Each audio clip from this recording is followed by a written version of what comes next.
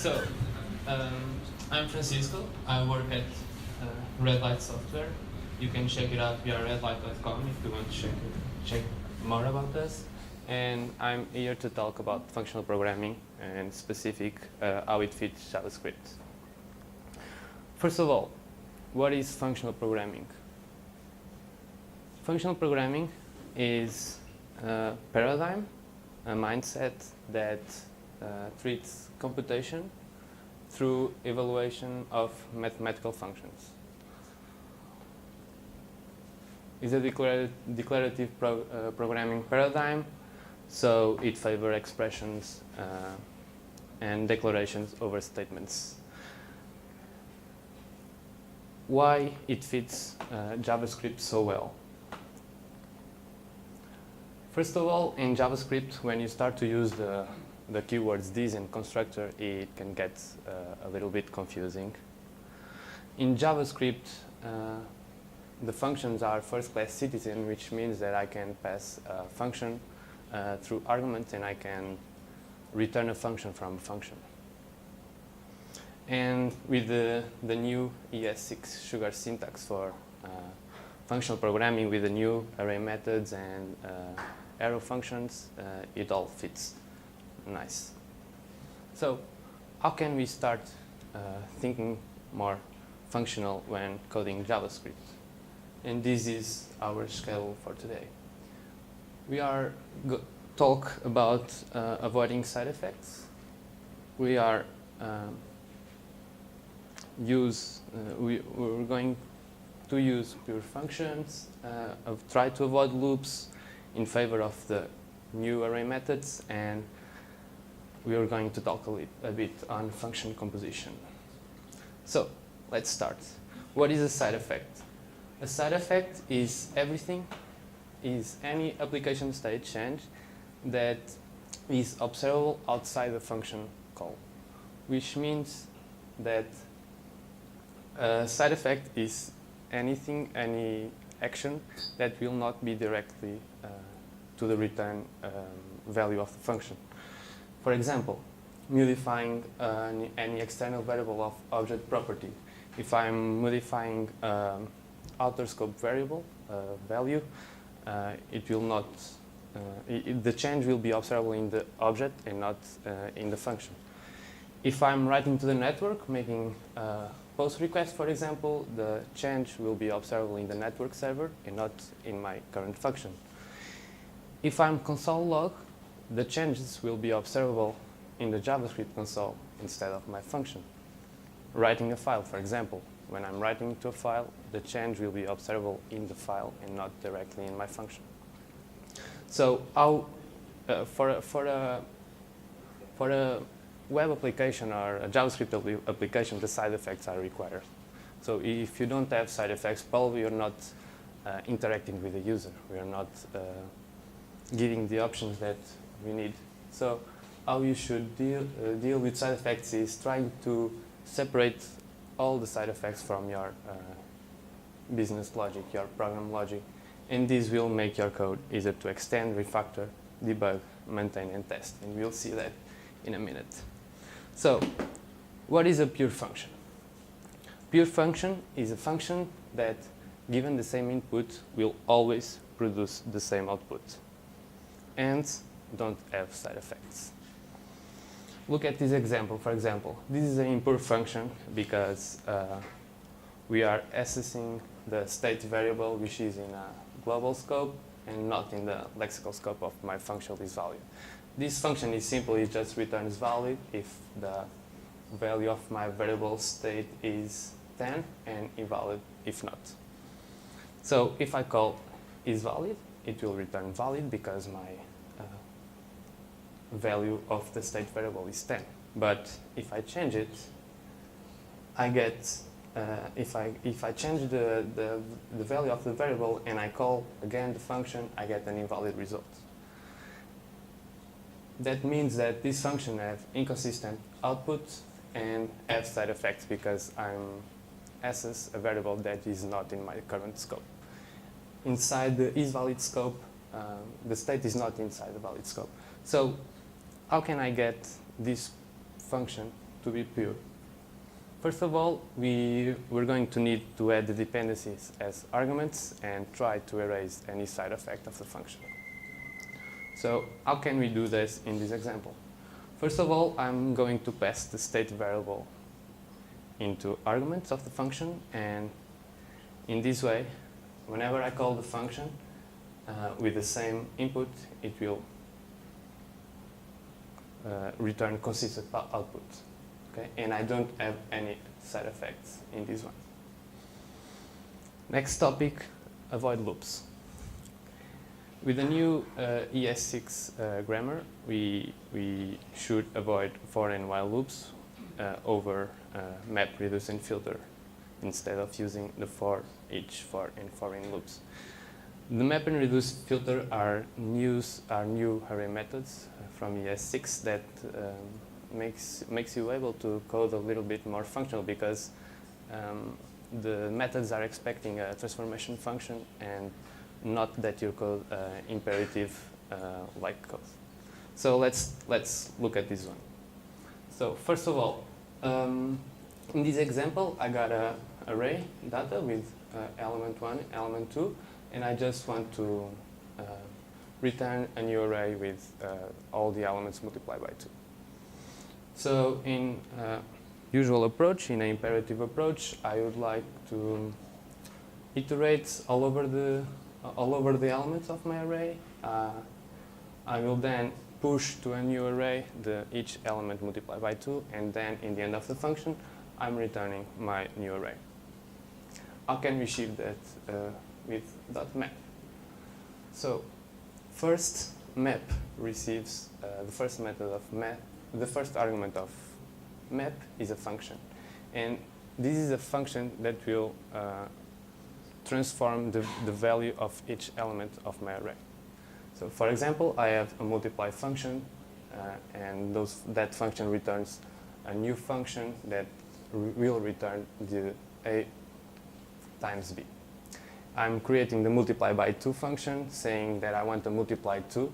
So the result of multiply 2 is a new function that are expecting a new element and only one argument, which is the second argument of my multiply function. So if I'm mapping my array with that function, I get the results 2 and 4, because each time the map function iterates all over my array, it will multiply each element by 2. Reduce. Reduce is a nice array method. It's kind of the same ideology of map, but you don't need to return the same data structure that you iterating over. So in this case, I'm iterating an array 1, 2, 3, and 4, and I want to get the sum of all of my array.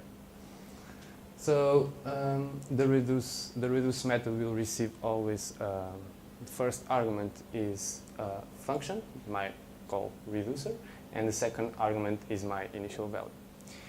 In this case, I'm saying my reducer is the first argument is an accumulator, and the second argument is the current value. Each time my reducer function iterates my elements from the list, the current value argument will be the current value to be iterated, and the accumulator is anything that I return from the last iteration. So imagine this example. I have 1, 2, 3, and 4. In that console log array1.reduce reducer, I'm saying that I don't want any initial value, so reduce himself will make my first value as the first accumulator, and the first iteration will start at the second element. So in this case, in the first iteration, my accumulator is 1 and my current value is 2, and it will return accumulator plus current value, so 1 plus 2 is 3. Then in the next iteration, my accumulator will be 3 and the current value will be 3, so 3 plus 3 is 6, and in the next and the last iteration, my accumulator will be 6, the current value 4, so it will return accumulator plus current value 10, and I'm in the end of the array, so it will stop, and the expected output is 10. If I pass the second argument to the reduce function, I get, instead of starting at the second element of the array, I start at the first element of the array, but the first accumulator will be 5. So it's exactly the same as the past, but with 5 from the beginning. The filter one. So the filter is another array method that are supposed to receive a function as the first argument, and if I'm applied that function to my element, if it returns true, it will stay in the original data structure. If not, it will filter the original data structure. In this example, for example, I have an array of words. I have my filter, and my filter function are saying that returns true if the word.length is +6. So when I run it, in the first iteration I get spray.length is 5, so it returns false. It will not be in the output array. The same for limits and elites, and the last 3 words have length +6, so it will stay in the array.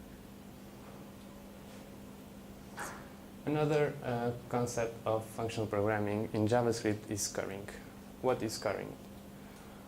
A curried function will always return another function with arity of 1 until all the arguments have been applied, which means that in the first example, I got the greeting function that receives 2 arguments, the message and the name. When I call it greeting, hello, and DDD, I get printed in the console hello, DDD. And the next one is a curried version of that same function. So instead of receiving 2 arguments, I will divide the functions through a successive return of functions with arity 1.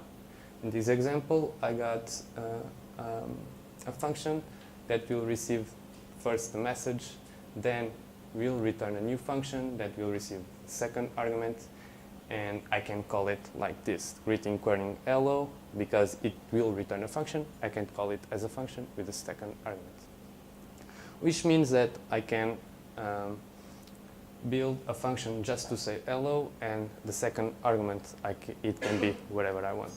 It can be hello, whatever I want. I can use say hello to any name that I want.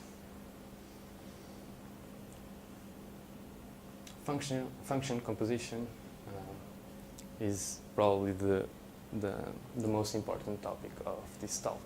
And function composition is nothing more than combining 2 or more functions to produce a new function. And I would like to code a bit in this one. So let's just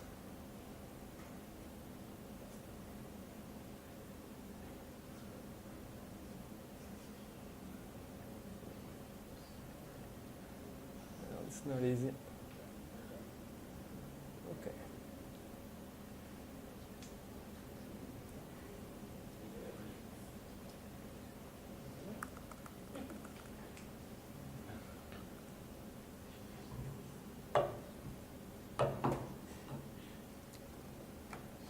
Can everybody see okay?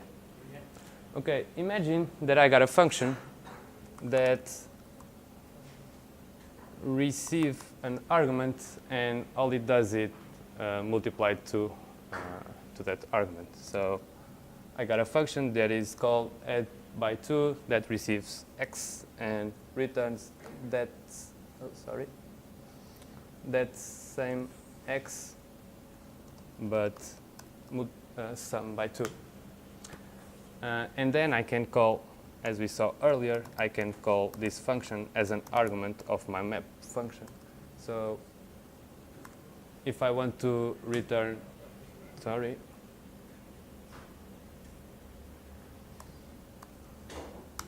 if I want to return all the array added by 2, I just put the add by 2 function as argument of my map method. Imagine that I have a function that instead of multiply, just instead of sum, just multiply by 2.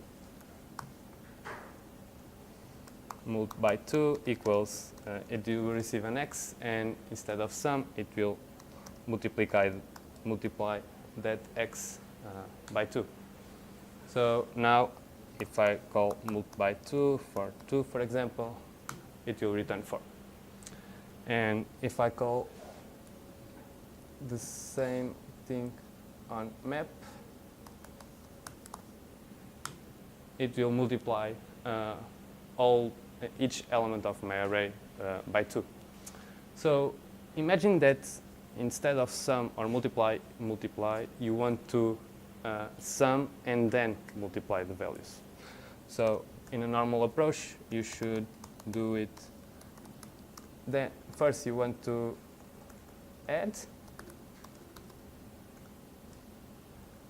and then you would map again the array to multiply. So 1, 2, 3, and 4 are the first map returns 2, 4, 6, and 8, and then 3, 4, 5, and 6, and then multiplied by 2, it gets 6, 8, 10, and 12. But do we really need to iterate all the array twice to apply 2 transformations on the same element? No, we don't need. And look at this concept. We just need a process to combine those 2 transformations in only one transformation. So imagine that we can build a function that will receive any number of functions, and we'll apply the values through that functions and return to the next function, and the next function will apply the transformation and return to another value. So let's code this function. So this function will be called compose.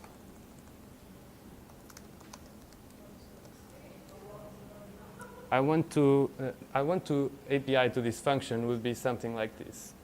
If I want to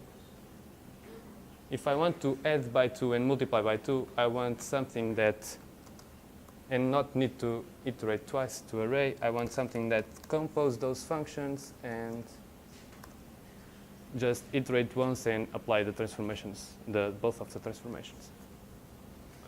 So let's code this compose. Compose is a function that will receive any number of functions. So in the new ES syntax, you can receive the arguments as an array with this syntax. And then, because this function will return another function with expecting the argument, which is going to be the element of my array in the current iteration, I will receive an x.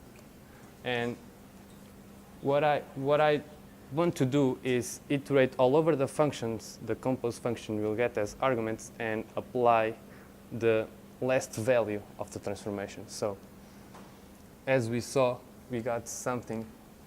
As we saw the functions, the FNES argument there is an array, and we got ourselves some methods that transverse the array, and I can return another value than my original data structure, which is reduce. So if I got to reduce those functions, and as the first argument of the reduce, let me just push this a bit. So the first argument of my reduce will be the accumulator. In my case, will be the value, the value that will be in the end return, and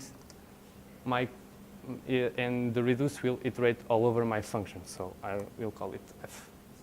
So what I want to return of my function is the result from applying the function f on my current value v.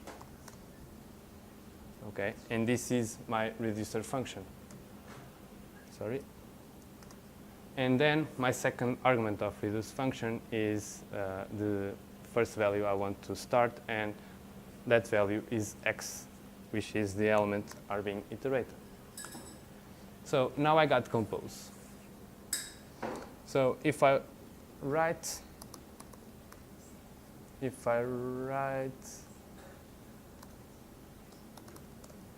those same with that API that we choose, if I'm composing the add by 2 and multi by 2,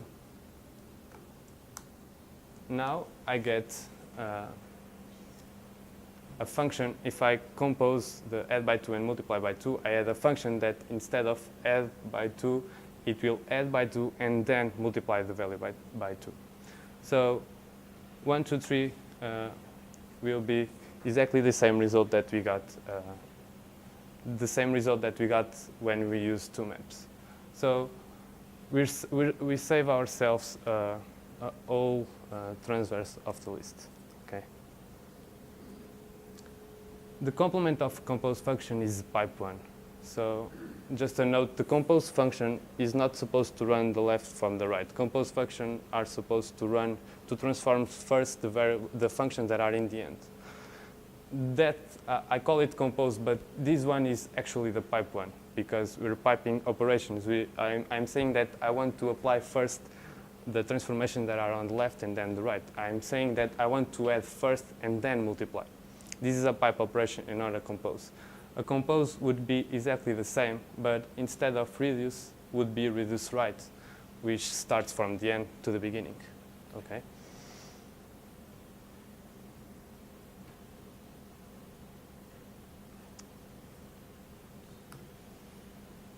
Yeah, that's the code. So here we can see that the compose function reduces from the right because the compose concept is starting apply the transformations, starting at the end and then coming to the start. The pipe is exactly the complement because we start from the start of the functions and then we go to the end of the elements.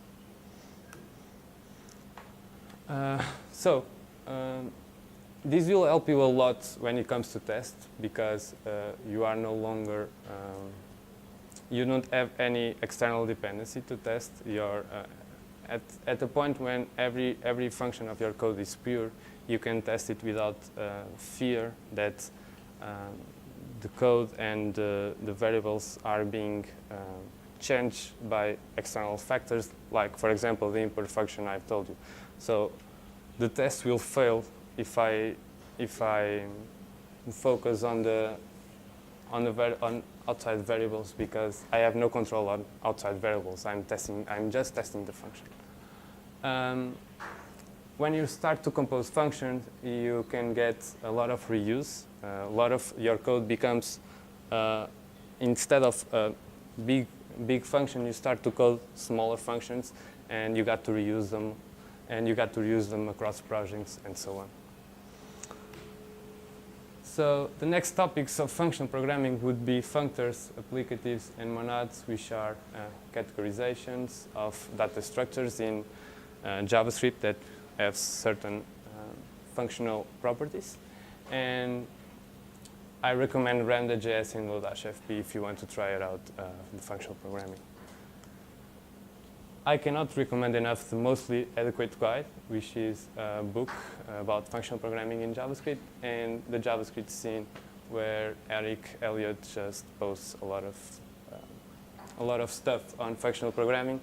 And if you want to check all the code about pure functions and function composition, and I got in this repo I got an exercise as well, and I got an exercise where I'm fetching some data from a server in a functional way. Just go to the link, and this is all I got for you today. Thank you.